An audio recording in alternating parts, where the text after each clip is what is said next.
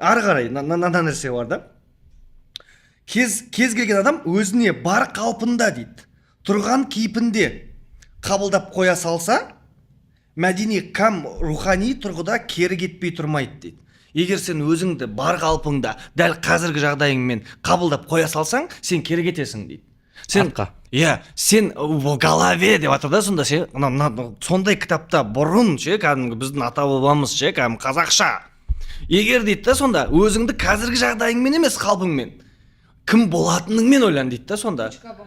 Точка Б, кім болатыныңмен шеш, кім болатыныңмен жүр, ойлан. Әйтпесе сен төмен құлдырап кетесің дейді, төмен қарай кетесің дейді да, ол кезде. Оны біз шығарып жатқан жоқпыз. Өзбек әлім қазір Адик жіберіп жатыр, кеше оқып беріп жатыр да маған, короче. Даже Илон Маск ана кімдер рамай ақ қой, қазақтар естіп жазған ғой, былай қарасаң. Бұл батыстың психологиямен битіп береді да бізге, ал қазақтарымыз да айналайындарымыз өлтіріп бәрін айтып